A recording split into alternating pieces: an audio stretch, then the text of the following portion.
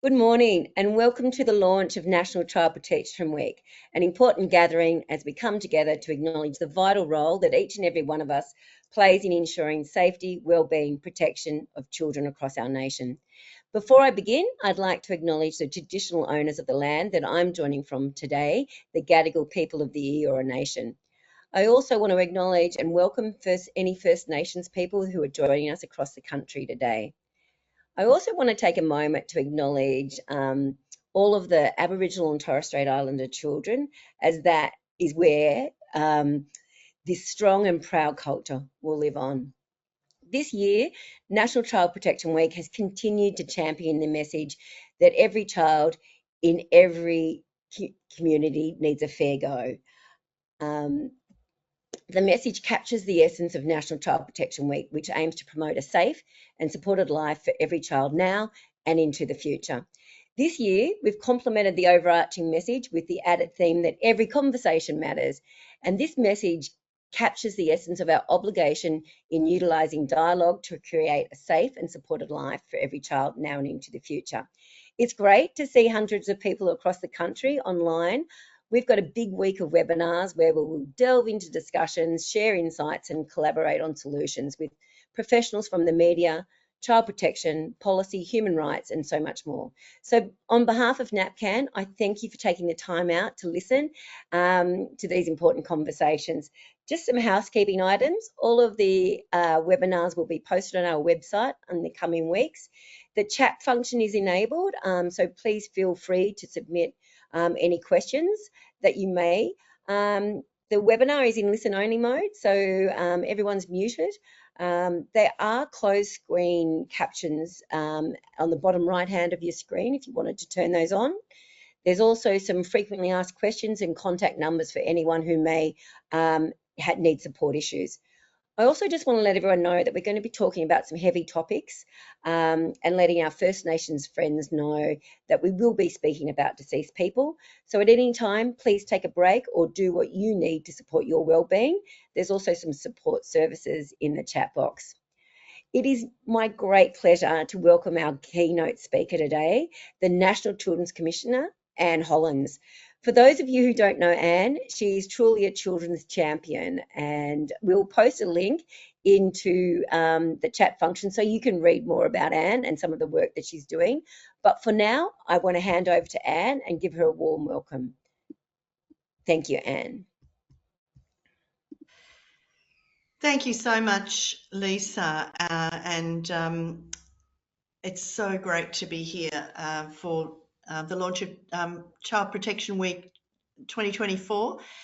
Congratulations to everyone at NAPCAN for all the events that are being planned for this week. So I'd also like to start by acknowledging that I'm joining from the lands of the Camaragal people of the Eora Nations, and I pay my respects to their elders, past and present, and I acknowledge all the Aboriginal and Torres Strait Islander people joining online today as well. So thank you. This is such a great privilege to be able to speak at the launch of Child Protection Week, and it's a privilege I sincerely value.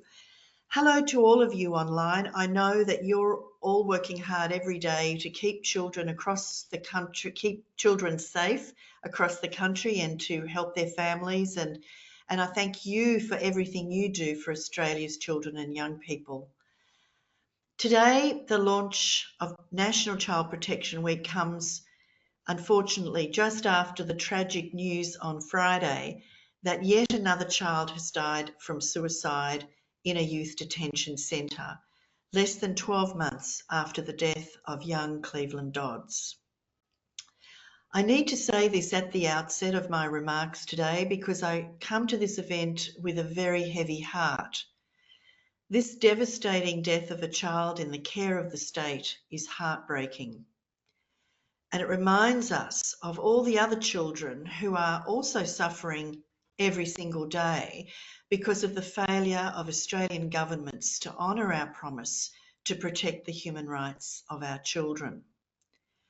Australia signed the Convention on the Rights of the Child in 1990, but has failed to embed its principles into law. Thousands of children each year are failed by inadequate support from health, education and social service systems, resulting in the child protection and child justice systems being chronically overwhelmed. Everyone online will understand this. And it's because our scaffolding then is inadequate and not fit for purpose for Australia's most vulnerable children whose basic needs are not being met. These children are falling through the gaps created by our neglect and our lack of accountability for action based on decades of evidence. Less than 2 weeks ago, I had tabled in Parliament a report called Help Way Earlier: How Australia Can Transform Child Justice to Improve Safety and Wellbeing. You can put it in your search engine, just put in Help Way Earlier, that should come up. But those words are taken exactly from what a child said to me who I spoke to in children's prison. And it's really echoing what many kids and families said to me in our hundreds of conversations. They were crying out for help way earlier. This report outlines evidence for solutions to guide a reform strategy to address the needs of vulnerable children and their families, and to prevent offending by children and keep the community safer. Unfortunately, these most vulnerable children in this country are living with disabilities, learning problems, poverty, violence, disadvantage, and systemic racism. These are the children who are overrepresented in the statutory child protection and child justice systems. But these same children, however, are underrepresented in the upstream systems that are meant to help them, especially health, education and social services. For example, they are more likely to drop out early or be suspended from school, which leaves them without the protective factors that come with a sense of belonging and inclusion at school. We need to be asking why. Lack of the basics like food and housing are serious risk factors for a range of childhood harms, and so is domestic, family and sexual violence.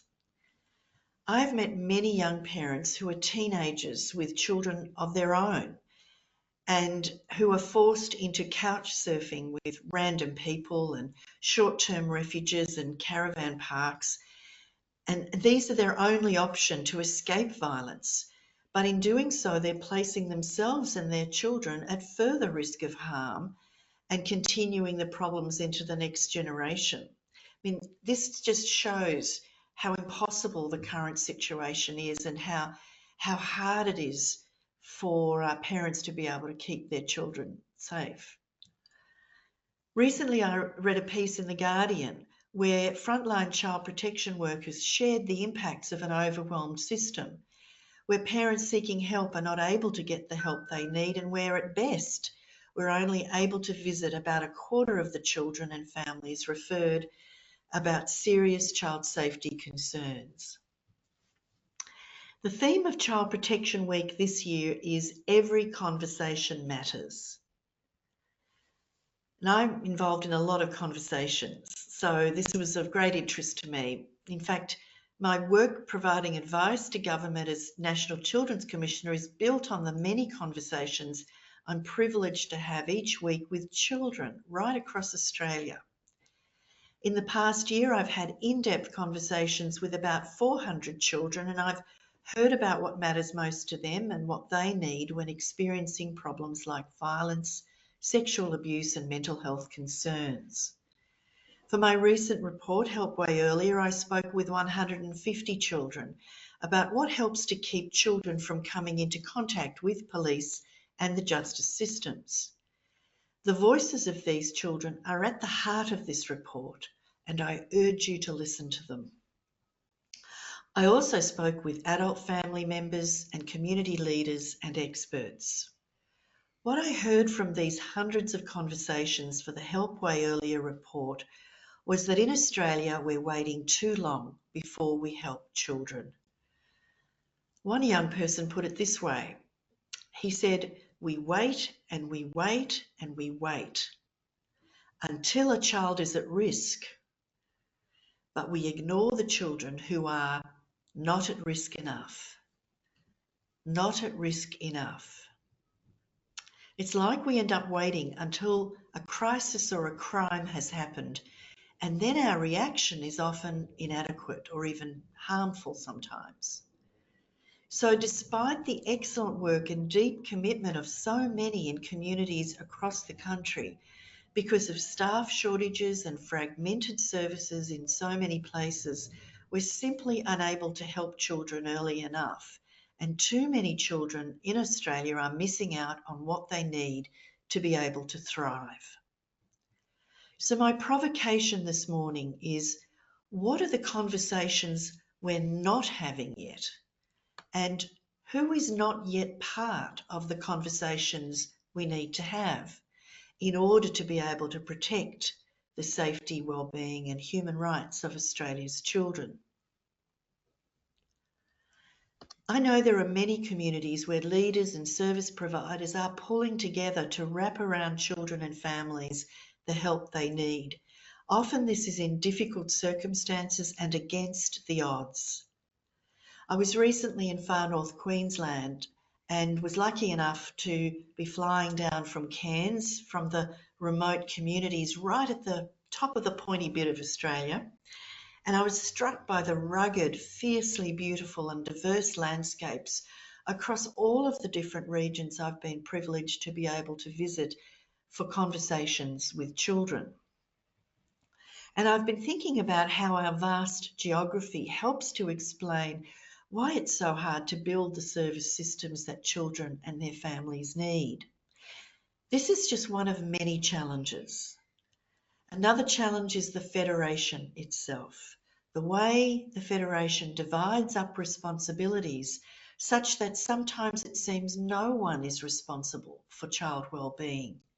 Sometimes it seems like no one's in charge. A key recommendation in Help Way Earlier is that we work together across the Federation.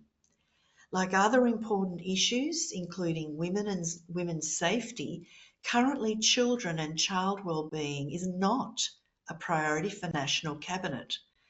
When I tell people this, they're often really surprised.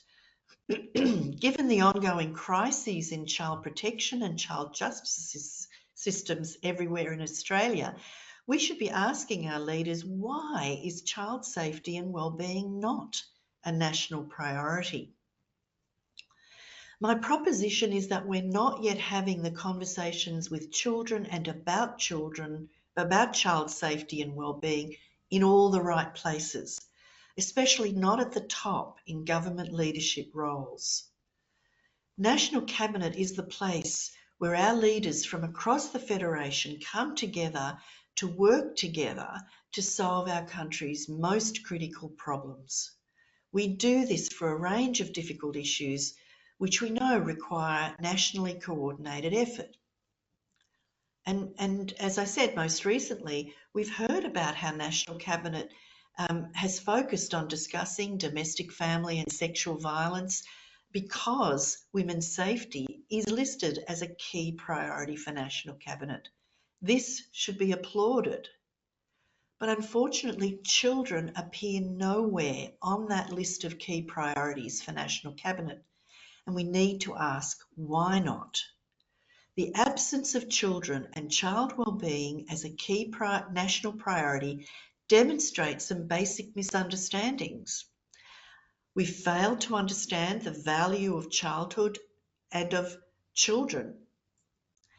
We've failed to understand that if we act on the evidence to keep Australia's children safe and well, we will actually do much better at preventing later life problems like domestic, family and sexual violence in our communities. And we failed to understand our responsibilities under the Convention on the Rights of the Child. We need to prioritise these conversations about child safety and wellbeing as a national priority so that there is accountability for action based on evidence and human rights.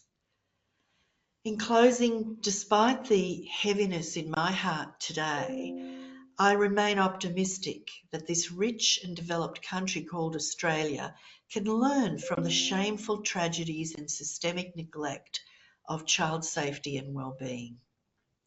How we build better scaffolding for children in every community is a core part of the conversations we need to have. And it turns out that National Cabinet is going to be meeting this coming Friday, 6th of September, in Child Protection Week.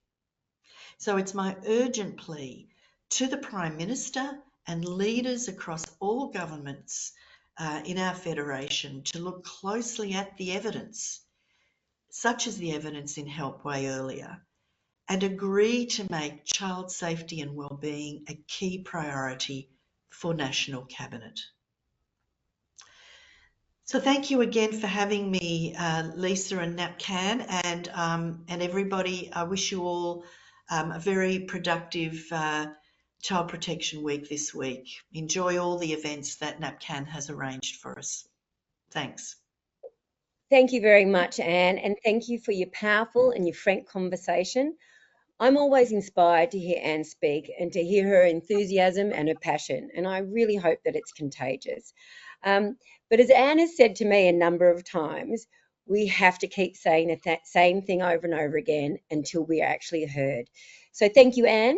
Thank you for your commitment to Australia's children. Thank you for your honesty and for your passion to ensure their voices are heard and valued, and especially with policymakers. I love the name of Anne's report, Help Way Earlier, and we will put a link in the chat function so that you can access that report.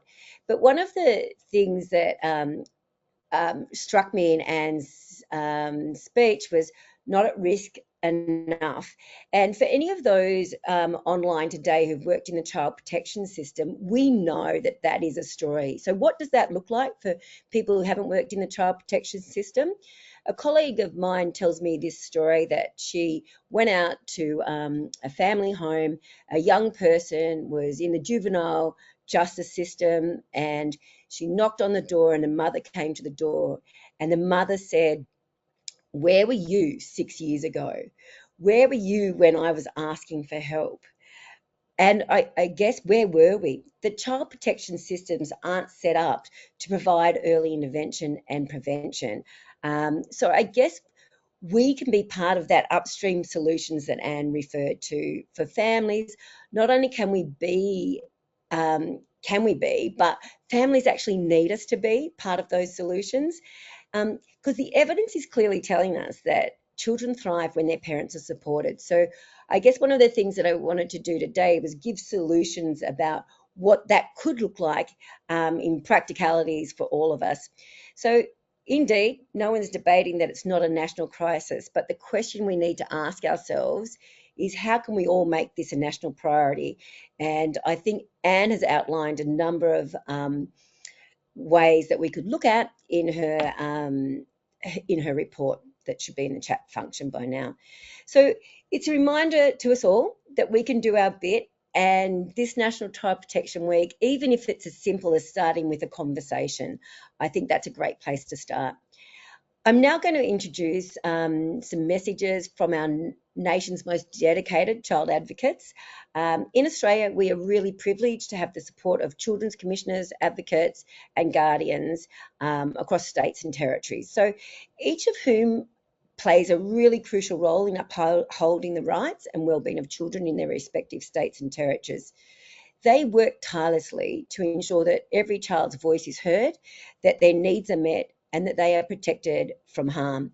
Their commitment to the cause is unwavering, and their collective efforts are a testament to the power of leadership in driving positive change for our children.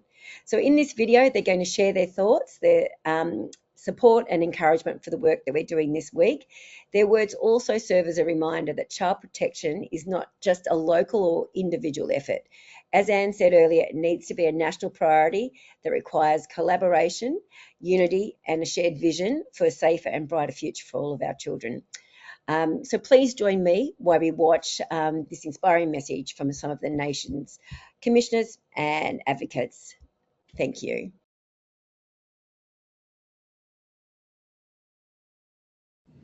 Hi, my name is Charlene Musk. I'm the Children's Commissioner in the Northern Territory. Hi, I'm Jaya. I'm a school-based trainee, work at the ACC. The NT is a pretty diverse place. We have a high youth population, many of whom are Aboriginal. Getting out, meeting and talking to young people is the best part of my job. Children and young people are experts in their own right. They know what works for them and what doesn't. If the NT is to be a place where children and young people can grow up feeling safe, valued and respected, then we need to be listening to what young people have to tell us. We need to give space, opportunities, and act on what young people are telling us. Adults don't have all the answers. The best way to get children and young people involved in the conversation is to ask, have I tested my ideas out with children and young people, and how does it benefit them? Do your part to make sure that children and young people are part of the conversations and also part of the solutions. Hi, my name is Shona Reid and I'm the Guardian for Children and Young People in South Australia. This National Child Protection Week, it is so important that we reflect on what we're actually here for. And it's the little and not so little people in our lives. We all have a calling to ensure that they grow and thrive in our families and in our care. Let every conversation we have make a difference and leave them feeling better for that conversation. We must have conversations about the hard stuff, but also let us have conversations about their hopes and their dreams. And let's go further and make those things happen no matter how big or how small they may seem. How are you going? How do you feel? What scares you? These are the questions that can really help us understand how children in our life are feeling, what threats they see, what joy they have, and if they're safe or not. This Child Protection Week, I'm encouraging everyone to ask questions of the children and young people in their lives. A conversation can really make a difference for a young person. It not only shows that we care about them, but it enables us to find out some of the key things going on in their life that we as the adults really need to hear about. Hi everyone, I'm Amelia and I am here with Victoria's Commissioner for Children and Young People, Leanna Buchanan. Hi everybody. The theme, Every Conversation Matters, is something really dear to my heart, because in our work at the Commission, we see situations all the time where children and young people are not in the conversation, they're not asked to have a voice, or their voices aren't heard. And you can't have children's safety, children's well-being, children's agency supported if children are not given a voice. That's a really important point, Leanna. And on that as well, I think it's important to remember that it's not just up to children and young people to create that space for themselves, it's up to everyone else. And so I challenge you to really think about how you can create that safe space for children and young people and everyone to be involved in what matters to them. Happy National Child Protection Week. Happy National Child Protection Week, everybody. Hi, I'm Izzy Crompton and I'm the Acting Commissioner for Children and Young People in Tasmania. This National Child Protection Week, we're invited to reflect on the theme that every conversation matters. Having conversations with children and young people is a two-way street. We learn so much from children and young people about their lives and the things that matter to them when we sit down and have curious, non-judgmental conversations. Children also have a right to have a say in matters that affect them, and actually meaningfully engaging with them on the big issues that affect their lives is one way of upholding children's rights. So this National Child Protection Week, I invite everyone across the country to really reflect on how they can uphold children's rights by sitting down and having a conversation with children in your community or within your family or within your workplace, and really think about what they're telling you and how you can make a difference based on what they're saying that they need and that they want and what their aspirations are. Have a great National Child Protection Week.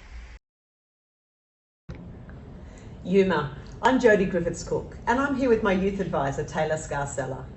In my role, listening to children and young people is a major part of what I do, but listening is just the first step to making sure that every conversation matters. Taylor, as a young person who wasn't listened to when you were growing up, What should adults hearing this keep in mind when they're talking with children and young people?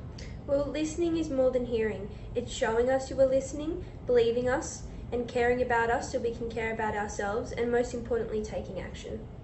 Thanks, Taylor. When children and young people trust us with their truths, we need to step up, because how we respond to the seemingly small stuff will dictate whether they trust us with the things that really matter.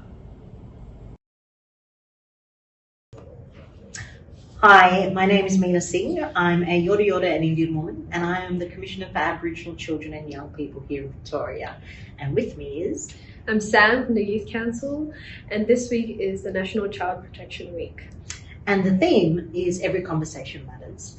So Sam, I'd like to ask you, what helps you to have a conversation that matters?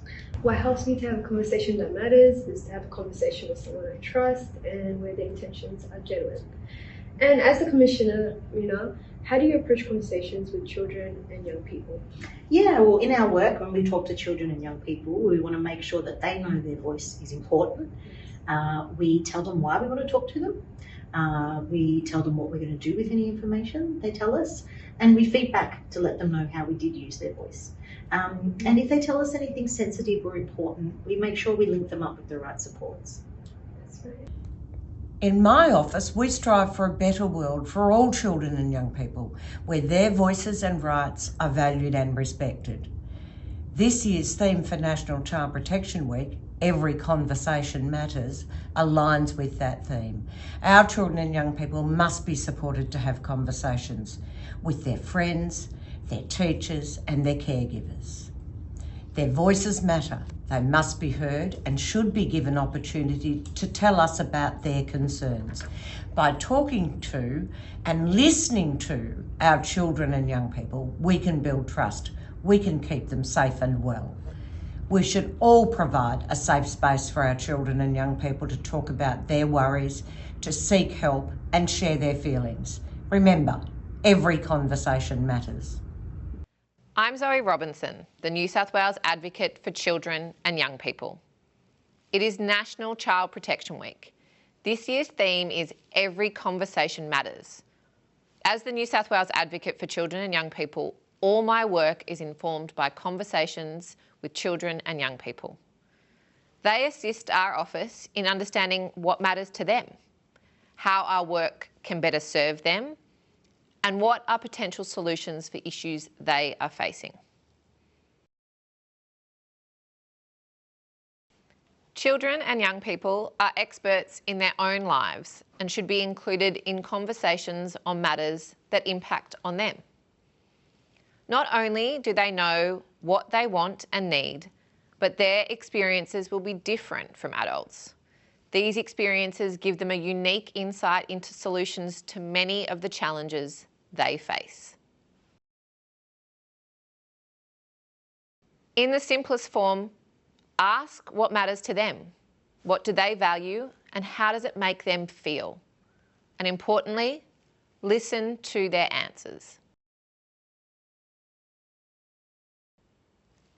Always, it is important that we create safe, inclusive spaces for children and young people to want to share and engage about their day-to-day lives, but also around policy as it is being designed.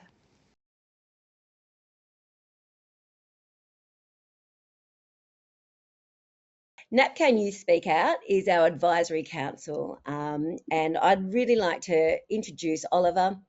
NAPCAN started our Youth Advisory Council just over 2 years ago, and it's been a testimony to the organisation, the value add that these young people have brought to us.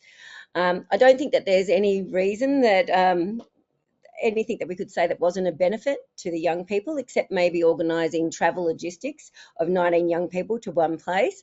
But I'd really like to now hear from Oliver and for him to share his thoughts about what it means to him to be, and other NISO members to be listened to, and for their thoughts on what it means to engage with young people in meaningful conversations. So Oliver, I'd like to welcome you.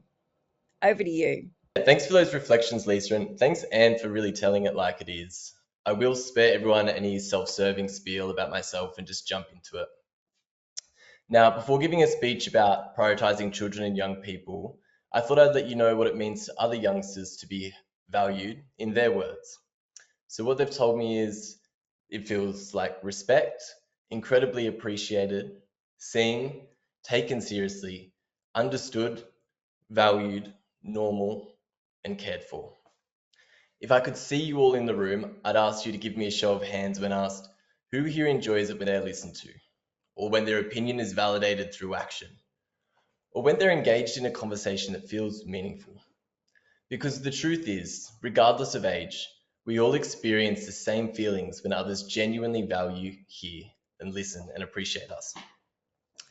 We all, whether we are young, old, or somewhere in between, or maybe we like to think we're in the in-between phase, each have our own unique experiences and lessons in life. These experiences guide us, they shape our paths, and they really help us become the individuals we are constantly evolving into. Now, when I was reflecting on this year's theme, I began to think about all of the really valuable conversations I've been lucky to have, or overheard in some cases. When I was younger, my mum had given my older sister some money, which was later stolen from her. When my older sister told my mum, instead of being annoyed at my sister or the other person, she said, perhaps they needed it more than you or I. In that moment and upon reflection, I can see an ability of being able to view things from a context much larger than my own start to form. It was empathetic, it was kind, and I'm not intending to rhyme here, but it really has withstood the test of time for me. Children and young people have purchased the privilege of being governed in a certain way, equal to the words listed earlier. And what's really important to remember is that research from the ACMS has showed us that emotional abuse is on the rise. So informed and kind conversations are one of the most powerful foundational tools we have to ensure Australia is safer, healthier, and happier as a nation. No, we're not saying that it is the sole solution, but a single foundational tool of education, empathy, and understanding, if embedded, it will inevitably provoke transformational change. And that seems completely necessary when a safe and loving childhood almost doubles our chances of having good mental health as adults. Engaging in meaningful dialogue with young people helps us as an organisation understand our experiences as young people and serves as a really valuable touchstone in our work. Collaborating with young people not only provides us insight, but also offers us the chance to educate ourselves and enhance our future approaches. I've learnt so much from my young colleagues across Australia, but most importantly, that everyone's experiences are so different, and it is crucial to be gentle and informed in our conversations. Often when asked how to avoid being tokenistic, and I'm not an expert at all, but I say in my opinion, I feel like it's really hard to be tokenistic if you are just listening and engaging in dialogue with an open heart and genuine care. And it can seem daunting, and often I feel most anxious when a group of cool teenagers jump on the bus and sit near me. But I fear that we overcomplicate what is a natural part of our existence, and that's conversing in all of its forms. This week is an important week of recognising the system we operate in, and albeit a rusty system that Anne mentioned earlier. But we need to acknowledge our younger folk and engage in conversation. And if you're not sure how to, learn. Because as my mum always says, we are lucky to learn. Now, Anne, I do agree, to continue to ignore a national approach to prioritising children and young people is the equivalent to a social policy endorsing neglect, failing to address these urgent needs and perpetuating the marginalisation of those who need our support the most. Surmounting evidence only supports this further. I'm just one young person and one experience, and I cannot speak to the breadth of knowledge my generation or the generations after have. But throughout National Child Protection Week, we will hear from other young people, and I encourage you to engage in those conversations. Hopefully this video plays, but it's a video from some youth advisors that have stories of meaningful conversations that have impacted them. So we'll play that in a second, but I hope to see you stay engaged this week through our webinar series. Register to them. Thank you all so much for being present today. Our call to action this year is having a new conversation, so I hope to see you all out and about doing just that. And have a look at the recommendations made from Anne in her report. One of them is a Cabinet Minister for Children, which we should be striving for as a nation. That's from us today. Enjoy this next clip.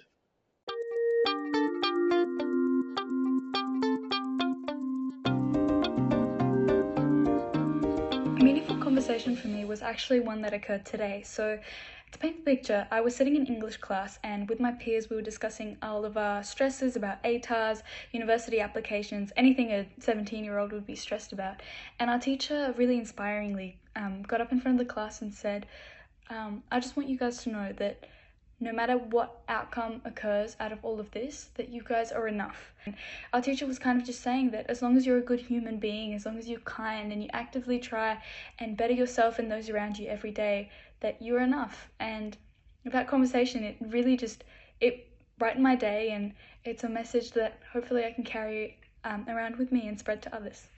A couple of years ago, I was struggling with mental health issues. I was really struggling with school, just wandering around endlessly. I didn't focus, I wasn't helping anyone, I wasn't helping myself, that's for certain.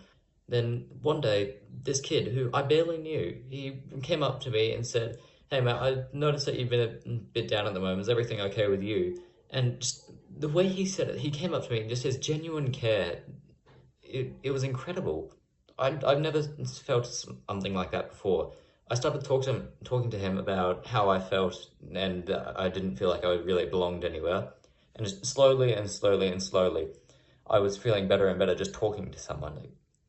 This is why we need conversations to start. A simple, "Hey, how you going, mate? You don't seem like you're going that well at the moment," or anything to that effect. It can really pull people out of a dark place. We need to start these conversations. One of the most meaningful conversations that I've had was a week ago with my director. I find him and I see him as a very inspiring leader, and we had a chat and he told me, oh, the secret is in being able to listen and to be the last to speak as a leader. I think I found that very meaningful. Everyone has the assumption that leadership is all about going first and expressing your views and making sure your views are reflected. But I think leadership is in listening and like including everyone's voices. I think that's the most meaningful conversation that I've had. Conversations can play extremely important roles in the lives of young people. In year 12, I was experiencing some health issues and I was going through a really hard time with that. And I had a really amazing teacher, my home group and ceramics teacher. I remember the first conversation I had with her where I shared with her what was going on in my life at that time. And I just remember how refreshing it was to have her be non-judgmental, totally empathetic and really just there for me. I think upon further reflection, I don't think that I'd have made it through year 12 and gotten my certificate without the approach she took to our conversations, and I think about that often. Some really powerful conversations from our NISO members. So thank you for being part of our launch of National Child Protection Week. Please log on to some of our other webinars, and we're going to try to fine tune some of our technology issues. So bear with us on those. And just remember that conversations are really, really powerful tools, and they're a great way for us all to be involved. So thank you, and we hope to see you again in some of the other webinars later in the week. All the best. Thanks again for joining us.